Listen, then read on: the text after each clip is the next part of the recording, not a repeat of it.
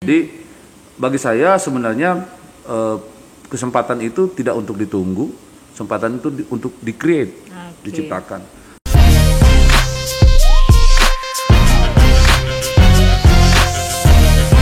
Selamat sore semuanya. Selamat sore. Oke, jumpa lagi kita di Kanwil BPN DKI Podcast. Ini kebetulan kita berada di Jakarta Satu Long, Pak.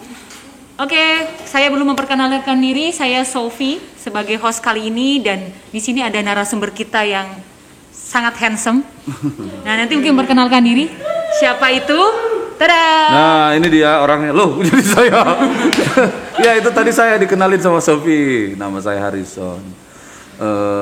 Sebenarnya jadi narasumber itu karena beda umur aja. Tuaan saya, jadi saya narasumber, dia hostnya. Soal itu kalau tuaan tuh berarti 11-12 nih, Pak. Iya. soal kompetensi tergantung topik. Ya, kita ikutin aja lah. Mau nanya apa nih kira-kira, Sophie? Pak. Enggak, Pak. Sebenarnya tuh lebih kepada curhat sih, Pak. Aduh, siapa sih nih ya telepon? Wah. Ini cakep nih, cakep. Bagus. Lagi ganggu aja sih Pak, kita. Terus. Orang ini. Jadi gini, Pak. Kadang-kadang ya kita di sisi lain kita sebagai anak muda. Saya ini masih muda nih, Pak. Jadi sisi lain saya pingin Merasa muda atau muda beneran? Ya dua-duanya. Okay. Saya masih merasa muda dan juga saya berjiwa muda kayaknya. Jadi gini, Pak. Kadang-kadang kita itu merasa pingin menunjukkan bahwa kita itu bisa gitu kan. Akan tetapi kadang-kadang juga lingkungan itu gak memberikan porsi kesempatan kepada kita. Tapi sisi lain ketika kita memberikan kesempatan ke kita, kayaknya semuanya ke kita semua. Kamu lagi. Ujung-ujungnya kan kita merasa juga overwhelming gitu loh, Pak. Iya kan? Nah, itu gimana, Pak, menurut Bapak? Ada dua. Yang pertama orang yang nggak pernah dapat kesempatan, yang kedua orang yang terlalu banyak dapat kesempatan. Betul, gitu. Pak. Tapi tapi mau pertama mau kedua masalahnya sama, orangnya sendiri nggak sadar kalau itu kesempatan atau beban sih. Gitu. Jadi sebenarnya kalau bisa membedakan antara kapan kamu dapat kesempatan dan kapan kamu dapat beban, kamu sudah menyelesaikan masalah sebenarnya. Itu aja. Jadi kalau orang yang merasa beban itu adalah kesempatan, maka mindset atau mentalitas dia menghadapi beban itu beda. Sama dengan orang yang mendapatkan kesempatan tapi dia menganggapnya beban. Mentalitasnya juga sama. Jadi bagi saya sebenarnya kesempatan itu tidak untuk ditunggu, kesempatan itu untuk di-create, diciptakan. Tapi kalau dia banyak, pastikan itu jangan-jangan bukan kesempatan, itu beban. Jadi kamu harus bisa memilih-milih mana yang kesempatan. Jadi ketika passionmu ada, kesempatan itu adalah kesempatan. Tapi ketika kamu merasa itu overwhelming ya tadi ya istilahnya ya. Overwhelming. Kalau saya sih bahasanya ya kalau kamu merasa itu passionmu tidak di situ dan kemudian itu tugas-tugas yang menurutmu perlu didiskusikan kembali, ya didiskusikan kembali. Hanya untuk make sure bahwa itu adalah kesempatan. Gitu. Tapi di sisi lain kadang gini, Pak. Kita misal nggak dilibatkan dalam sesuatu hal, kita merasa kok gue nggak bermanfaat ya, kok gue nggak bisa melakukan apapun ya gitu kan. Jadi akhirnya merasa terpuruk juga tuh. Betul. Di sisi itu. Menurut Bapak gimana sih biar kita memanajemen diri kita juga, biar kita nggak terlalu banyak beban, tapi di sisi lain kita juga merasa kita bisa berkontribusi, bisa bermanfaat juga tuh. Betul. Jadi itu it's all about ukuran ya, how to measure yourself. Jadi kalau kamu punya ukuran nih, skalamu terserah 0 sampai 10, 0 sampai 1000 itu depend on you. Terserah kamu. Tapi kalau kamu punya ukuran itu, kamu bisa mudah tuh mengatakan kepada dirimu sendiri apakah kamu seorang yang berguna atau tidak. Karena kamu punya ukuran. Tapi kalau kamu tidak punya ukuran, kamu kerja hari ini 100, sama kamu tidak kerja sama sekali, kamu gak punya bedanya. Tapi kalau kamu bilang kepada dirimu hari ini, oke, aku tahu punya tanggung jawab 1, 2, 3, 4, let's say 4, 3, saya akan laksanakan itu. Dan when kamu melaksanakan itu pas, ya kamu kan merasa oke, hari ini saya melakukan sesuatu. Tapi jangan salah juga, ukuran itu pun berlevel nih, Sophie. Jadi ukuran di tataran operasional itu berbeda dengan ukuran di tataran tujuan. Bahkan tujuan pun ada tujuan jangka pendek, tujuan jangka menengah, tujuan jangka panjang. Nah, kita harus bisa menentukan yang saya lakukan sekarang operasional atau tujuan. Kalaupun sudah tujuan, ini tujuan jangka pendek atau tujuan jangka menengah atau tujuan jangka panjang. Jadi kamu harus mengexercise dirimu, your mind setiap hari, untuk memetakan bahwa kamu tuh sedang mengerjakan sesuatu yang sifatnya temporary atau sifatnya sebuah pencapaian tujuan. Dan kalau tujuan itu di level mana? Kalau ini ukuran ini clear di kamu, saya rasa kamu akan jadi pribadi yang berbeda. Oke. Semua harimu itu dengan sebuah purpose. Oke, berarti kita harus menetapkan tujuan Ya, dulu. Misal sore ini, betul. besok saya mau ngapain? Kalau enggak dari pagi hari ini saya mau Iya, ngapain? kayak kita lagi beginilah. Ini tujuannya apa sih? Mengedukasi, Iya. mengedukasi masyarakat adalah tujuan jangka menengah. Oke. Jangka pendeknya apa? Pingin top dulu lah. Kira-kira kayak gitu.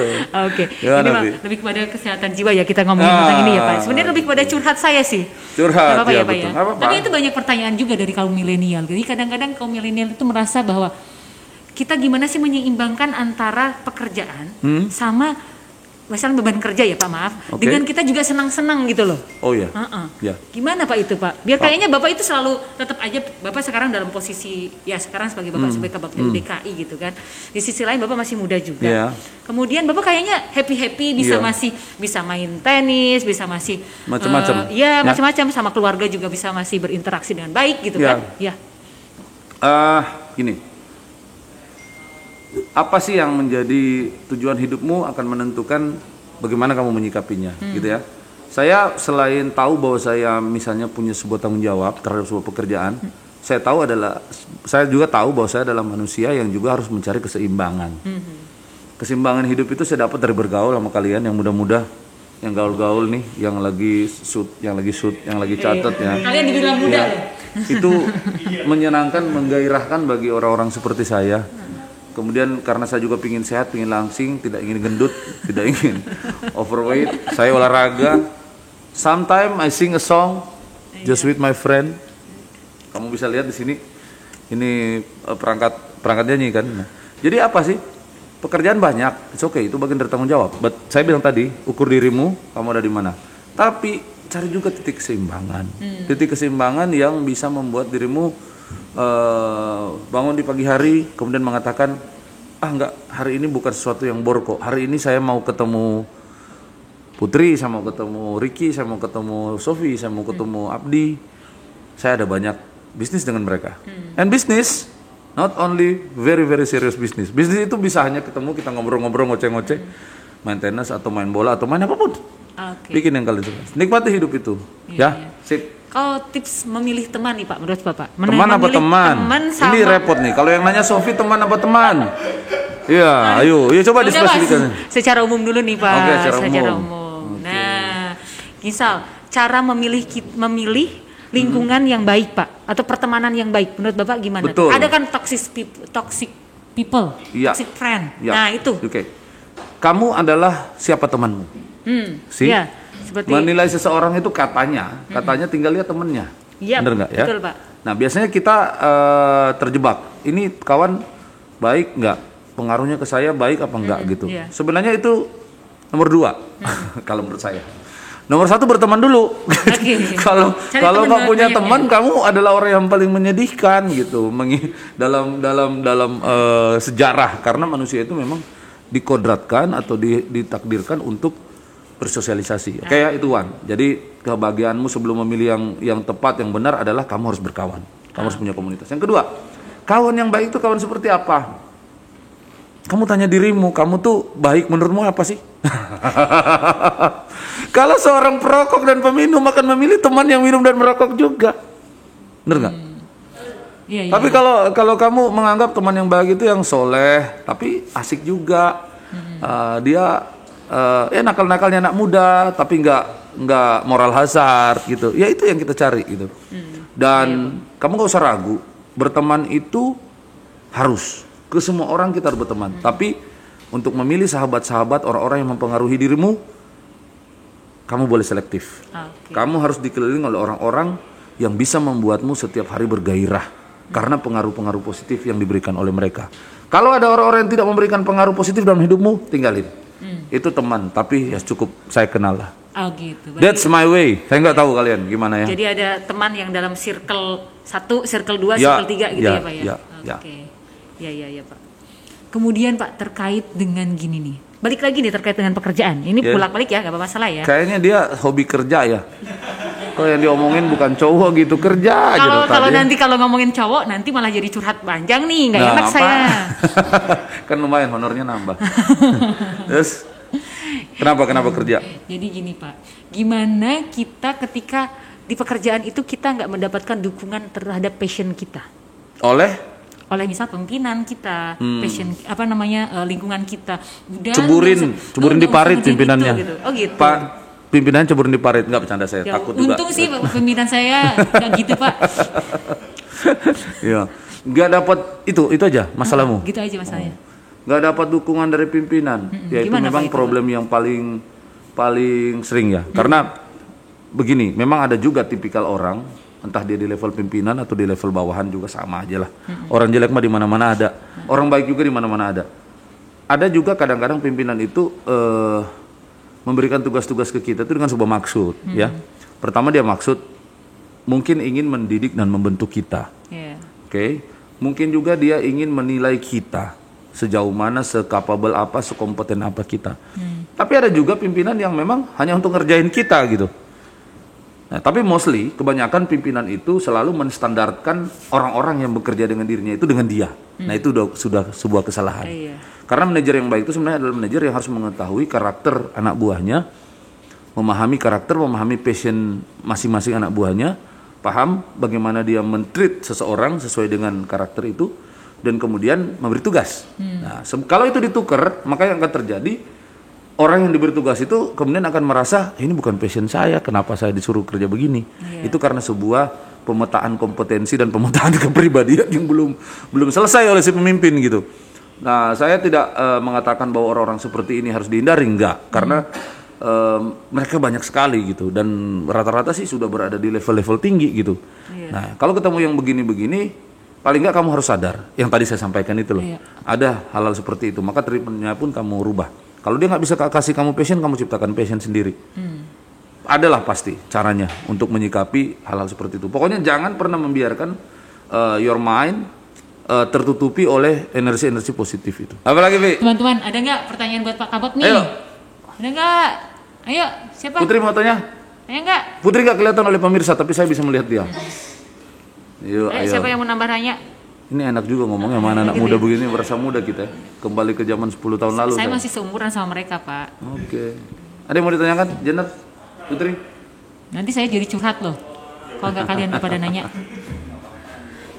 Oke. Lanjut. Pertanyaannya lanjut. Pertanyaannya lanjut. Jadi Pak, selanjutnya kita mau kemana nih Pak? Bukan kita maksudnya. Program-program nih kita nih. Kita ada Jakarta Saya Satu udah Loh. gugup aja ditanya begitu, kita mau kemana? Salah Pak. Oh sorry. Saya belum mulai gitu. Bukan Pak, bukan begini Pak. Kita kan punya Jakarta Satu Loh. Jakarta One loh. Jakarta One. Kita punya Ricky, punya Elang, punya Rizal, punya Putri, punya Jenar, punya Abdi. Kita punya mimpi apa sih nih Pak nih?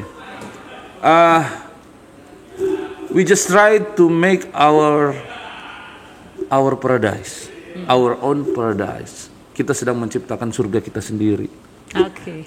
When you came to this office, kamu harus merasa saya senang datang ke kantor.